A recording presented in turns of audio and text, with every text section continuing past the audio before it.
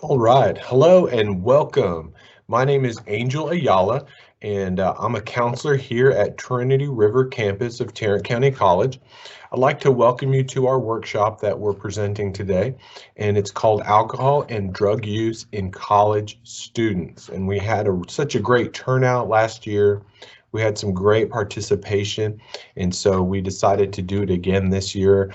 We brought up some new facts for you, so we've updated it, got some new info, and we hope that you find it helpful. So let's just jump right in to alcohol and drug use in college students. Just a side note, I've been working in the substance abuse field since 2011, and I really have a passion for it and I enjoy it, and I love bringing this information to you. So first off, we're just going to talk about a few things. We're going to talk about alcohol facts. We're going to talk about drug facts. So some things that you might know and some things that you may not.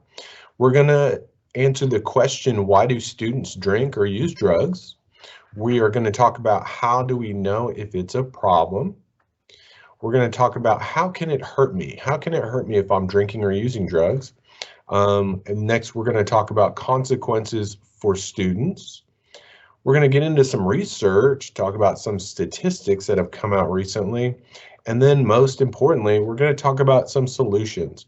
What are some things that we can do instead of drinking and drugging to cope with our feelings? And so that's probably going to be my favorite part of the whole workshop. So let's jump right in. First off, we have alcohol facts. So in case you didn't know, alcohol is a depressant, okay? Alcohol suppresses the central nervous system, and so it affects men and women differently. It actually takes women less alcoholic beverages to feel the effects of intoxication. So in low doses, alcohol can change your mood or behavior, but it can also delay your reactions. And that's something that a lot of the depressants can do. So alcohol is a depressant, but there are also depressant drugs that do the same thing, making it harder to think clearly and harder to react. So in higher doses, it can cause slurred speech, blurred vision, and loss of coordination. And it can get rather dangerous, especially if you get behind the wheel of an automobile.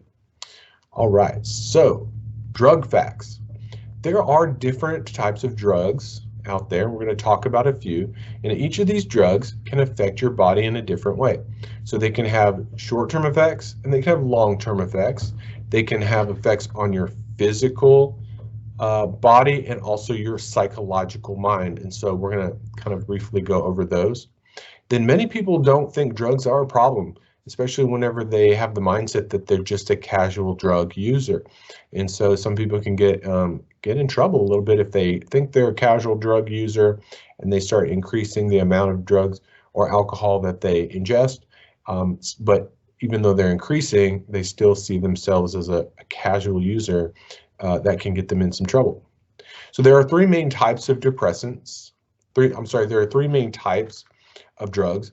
They are depressants, hallucinogens, and stimulants. So let's go over each of those. First, we have depressants. So as we know, depressants slow the function of the central nervous system. They slow the messages to and from your brain. And so in small quantities, depressants can actually cause a person to feel relaxed. They can take away inhibitions, right? And so they can actually, what's interesting is that depressants actually sometimes can make you say yes to things that you normally would say no to. So that's why people who might drink alcohol might start doing things that they normally wouldn't do. It's because it releases inhibitions. In large amounts, they can cause vomiting, unconsciousness, and even death. So some examples of depressants are going to be alcohol, opiates, and benzodiazepines. And so you might be familiar with opiates because we are currently going through an opiate epidemic. We are experiencing large amounts of opioid overdoses throughout the country. And so it is particularly dangerous when people mix their depressants together. Any of these mixed together can be very dangerous, especially opiates and benzodiazepines, because they slow the function of the respiratory system and can cause respiratory arrest. So let's talk about the next set, which is going to be Hallucinogens. Hallucinogens can distort your sense of reality. So you may see or hear things that are not there, or see things in a kind of distorted way. Other effects can include emotional euphoria or psychological euphoria, so a feeling of feeling high. Some people might experience jaw clenching. They might even feel symptoms of panic or paranoia, and they can have gastric upset and even nausea. So examples of hallucinogens are shrooms, LSD, MDMA, which is also called ecstasy or Molly, and cannabis. And we know cannabis as marijuana. The next group is stimulants, and stimulants speed up or stimulate the central nervous system. So they speed up the messages to and from the brain, making you feel more alert and possibly more confident.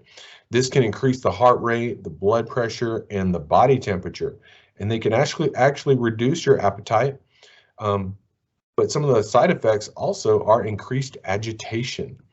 So someone who is on stimulants might be a little bit more agitated, have trouble sleeping, especially, and in large amounts, stimulants can cause high anxiety, panic, seizures, and paranoia. Some examples of stimulants are caffeine, nicotine, cocaine, amphetamines, and methamphetamines.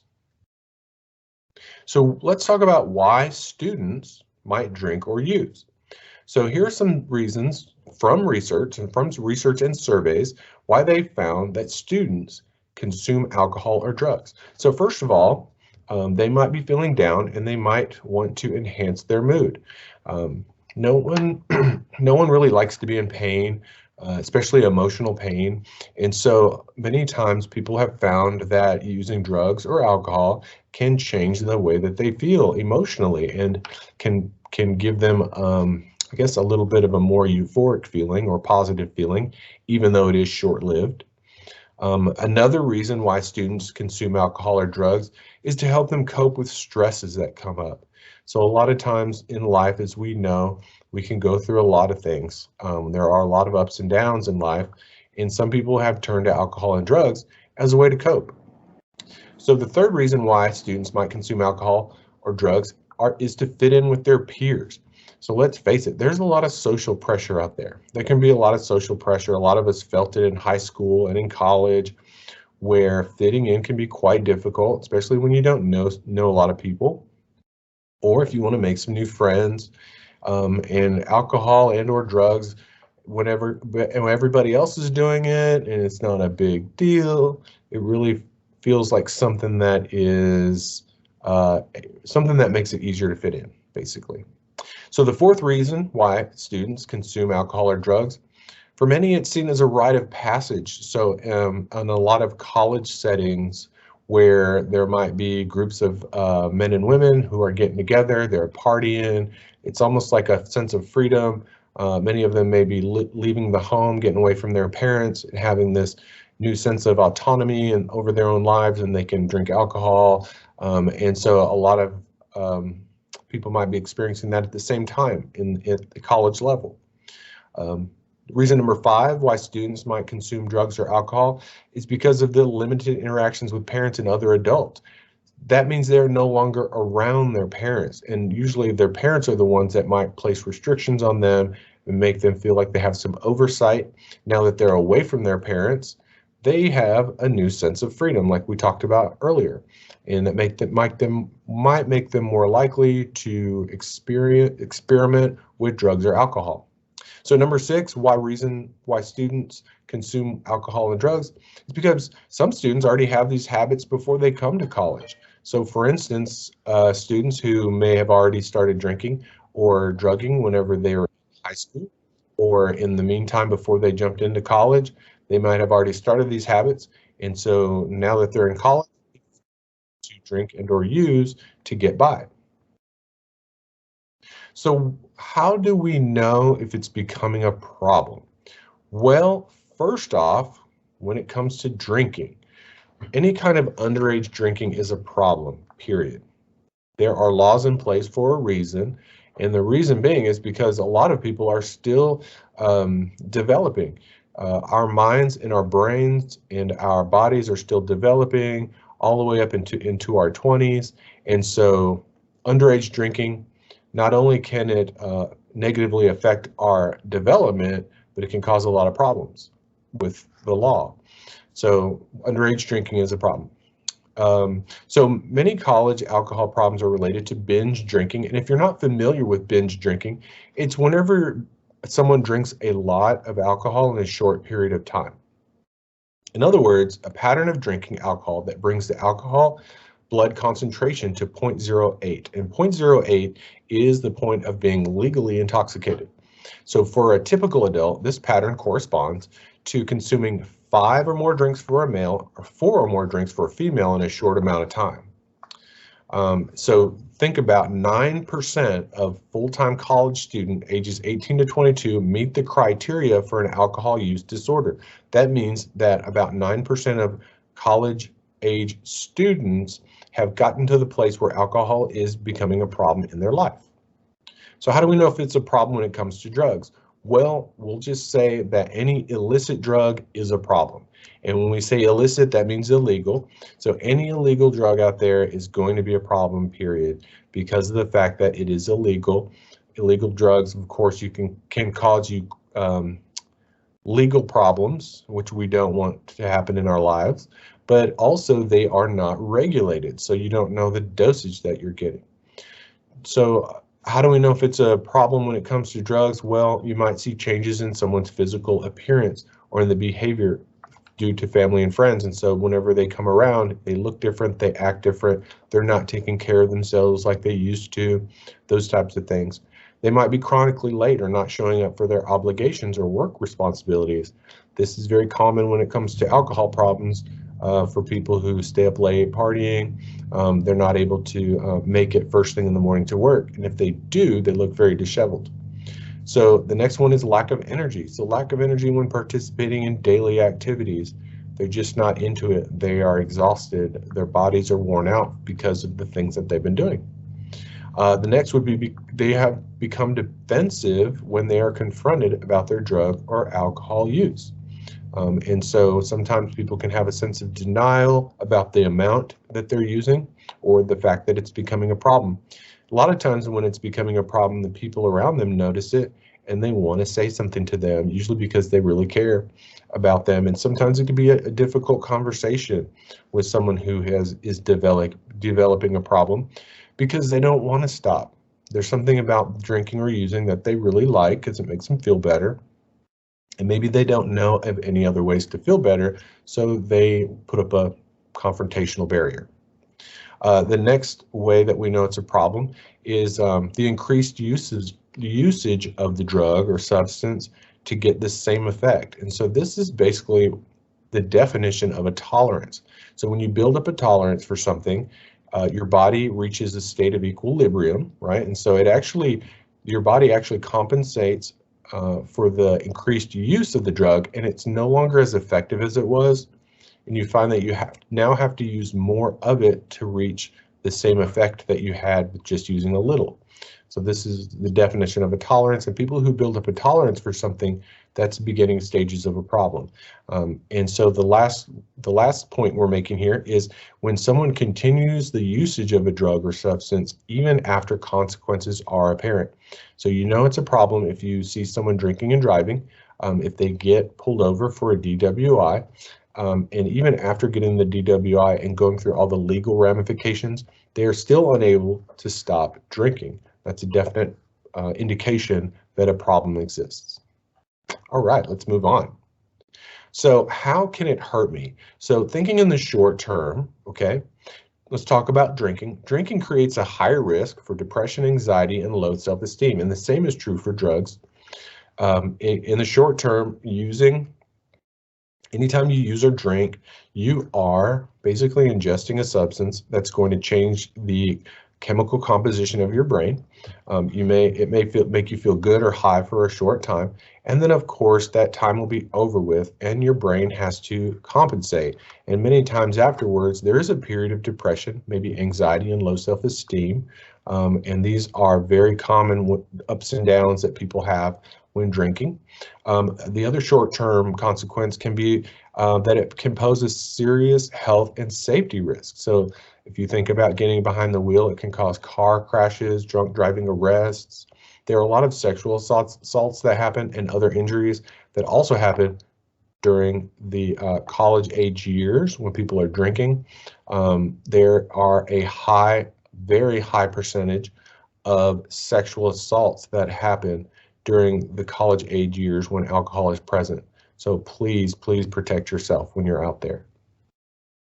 How can it hurt me? In the long term, people who start using drugs or drinking during their college years are way more likely to develop a substance use problem later in life. It's kind of like priming the pump.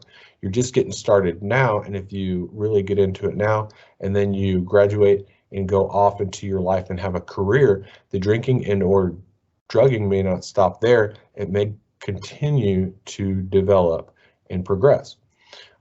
Another long-term consequence is that alcohol and drugs can damage the liver and other organs, which could lead to a premature death. So there are lots of people who have cirrhosis of the liver or have other liver disease that is caused by drinking and using over a long period of time. So let's look at some consequences for students. So if you look over here on the left-hand side, you can see alcohol use and drug use. This continuum could be used for either one of those. And then you'll also see mental health over here. Now, what we've noticed over the years is that your mental health is negatively affected also during alcohol use and drug use. In addition, many people with alcohol use or drug use problems many times also have mental health problems as well. So these three are many times you'll see them together. So some of the first issues that someone might experience while they're developing a drug or alcohol use problem is that they might start noticing that they're skipping class. Skipping class is very common for students with alcohol or drug problems, and they might find that they're studying less. So a lot more time taken up to drink, a lot less time taken to study. Their motivation might decrease. So they're not as into school as they were before because now they're being more social, getting into alcohol. They might have poor quality of sleep or no sleep at all. And then they'll also have cognitive problems. So if you could imagine someone waking up first thing in the morning with a hangover or a headache from the night before, they're experiencing some negative negative physical symptoms that could also affect their cognitive ability to learn. Some more of the short-term manifestations are you're going to see a declining in the GPA. As things go on, they're going to start dropping classes. All of a sudden, school is not as important to them, or they're doing a lot poorly in school and they're going to have to start dropping these classes. And worst of all, they're going to lose opportunities like internships, work possibilities, and any special studies that come along because a lot of those you need that good GPA to get into them, and you need to be reliable. And in the long term, unfortunately, with students who drink or use drugs, we see a delayed graduation. So they may have to delay their graduation by semesters or even years. And then there is also the failure to graduate. So sometimes they may drop out of school with the hopes of coming back and then just never come back. Or there might be an attenuation of goals, which is they might have to change their goals or just completely forget their long-term goals that they've been looking forward to.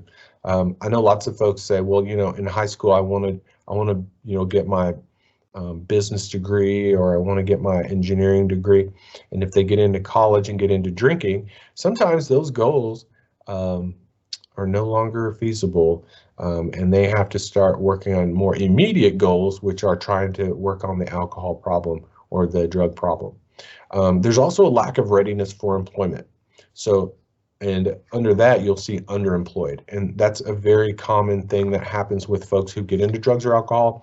Let me show you an example. You might have a student who, let's say, might be waiting tables, right? And so the student is waiting tables. They start doing very well in class, but their nightlife starts to pick up. They start getting more involved in drinking and hanging out with their friends.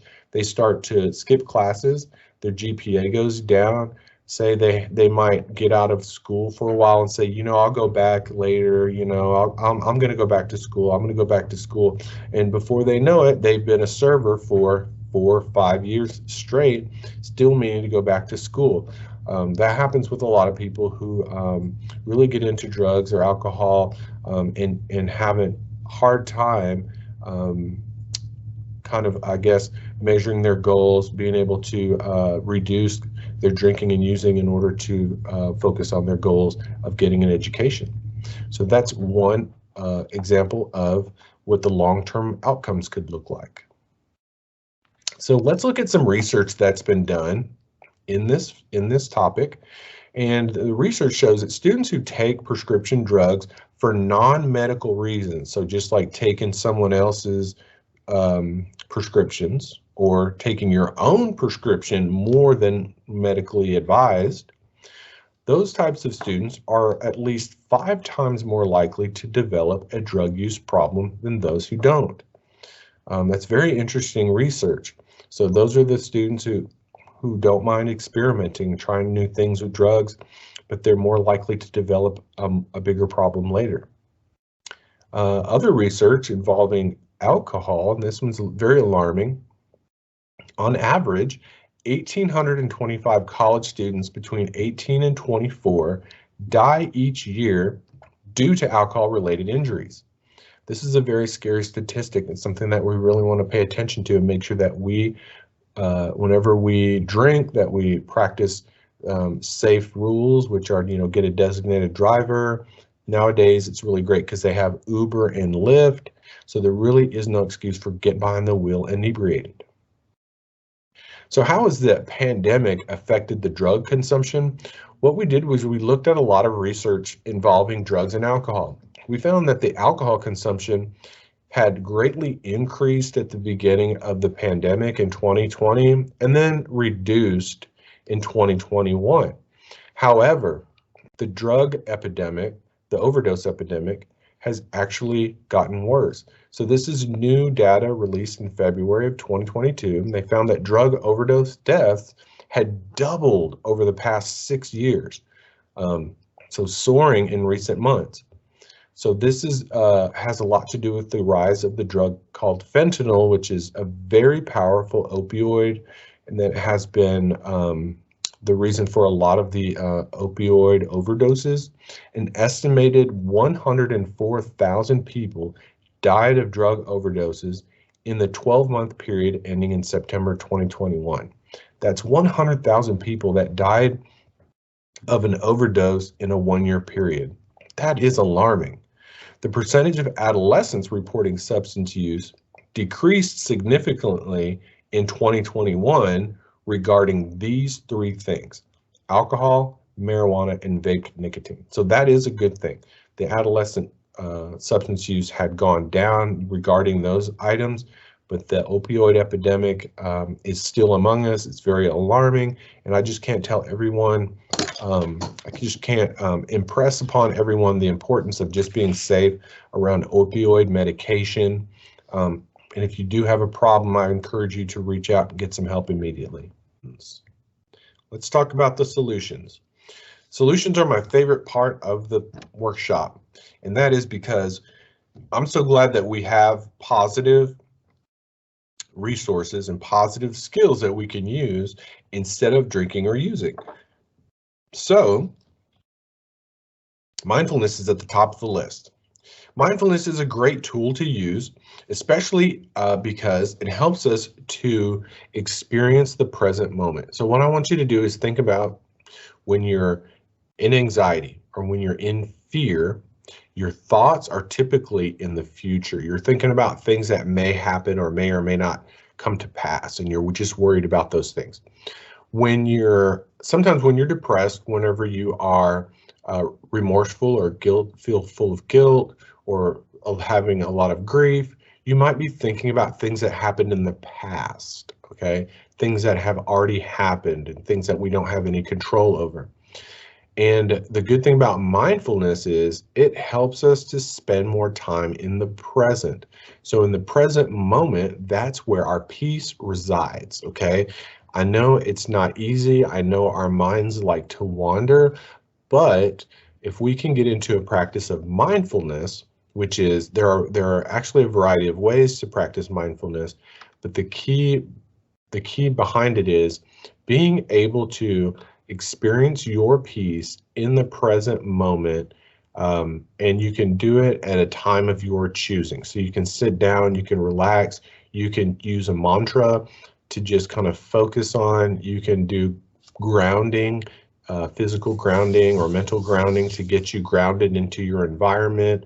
You can actually get onto YouTube. They've got some really good guided meditations, which are they might play some peaceful music. They might talk you through a mindful exercise that's very helpful. I just can't tell you the powerful nature of mindfulness and its ability to help you relax, not only mentally, but physically, because a lot of times when we get stressed out, we have a lot of physical symptoms. We have a lot of anxiety and it builds up in our bodies. And we don't actually notice what our body's doing because we're so wrapped up in what's happening in our mind. And so mindfulness helps us to relax in our body and our mind. And it's a great, great tool. I encourage a lot of people to use it regularly throughout the day and kind of check in with themselves. It's great for long-term stress.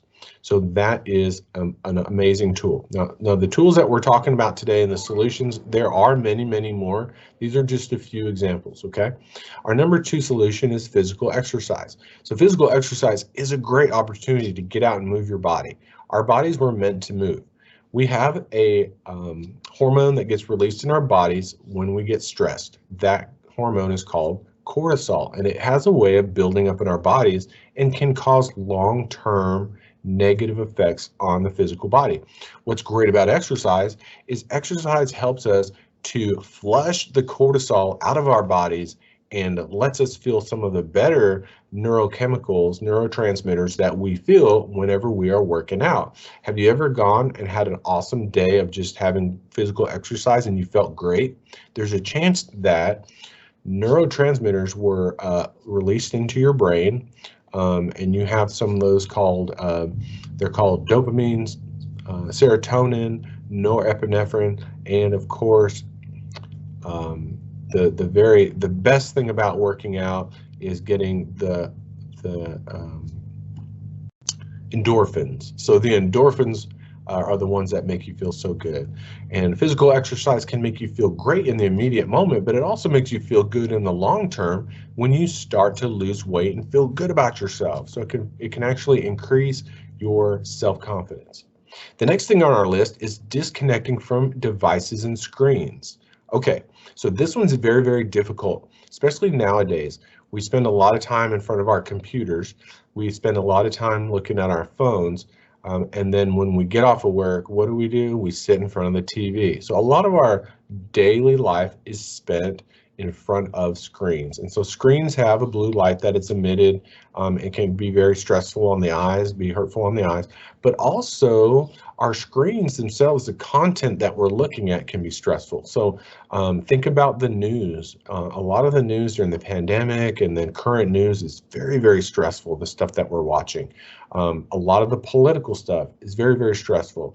And then also we spend a lot of time, just like we just spend a lot of time just basically wasting time, for lack of a better way of explaining it, looking at apps like TikTok or Instagram or you name it. We're looking at them, we're scrolling, and we're basically looking at not really anything that we're learning. And so these things can also be difficult to kind of fixate on. So I would say disconnect from the screens. It's a great way to get back into your environment. So what do you do when you disconnect? Well, you can do healthier things, like you can read, you can talk to people, and that's actually number 4 on our list of solutions. You can plug into your healthy support system. So what is a healthy support system? Well, the healthy support system is a group of people that really care about you. So having a group of people that you can rely on, that you can talk to, those types of things. And I want to encourage you to participate. And that's one thing that we stopped doing during COVID, was we got disconnected from a lot of people and we weren't able to have that face-to-face contact. Well, luckily now we can do that. So we can contact people, and it's good to have people that really care about you and that you can really talk to, okay? So if you are one of the folks that we talked about earlier who might be having some problems with drugs or alcohol, there might be a few people in your life that you might feel close to, but they may not really fit into your healthy support system, because these are people who really care about us, and we can go and talk to them about our issues. I think that everyone needs a counselor, and that you could really have a counselor as part of your healthy support system. You could also have your clergy. So if you go to church or something like that, you can have those folks in there, family members, close friends.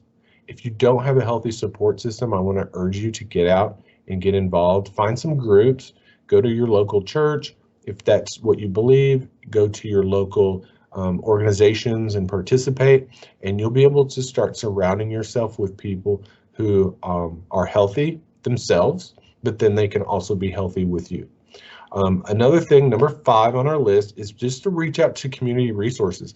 Like I said, I firmly believe in counseling. I'm a counselor and I see a counselor. So I believe counselors need counseling just like everybody needs counseling, and it's very helpful. It's great to have someone that we can talk to about all of our issues, all the things that are going on in our lives. It's very healthy. It's very therapeutic. Also, if you are experiencing any problems with alcohol and or drugs, I highly encourage you to reach out. There are some great inpatient or outpatient treatment centers in the area that we live. There are also some really great 12-step programs. So people who are struggling with alcohol, they usually go to AA. People who are struggling with drugs, they usually go to NA, which is Narcotics Anonymous.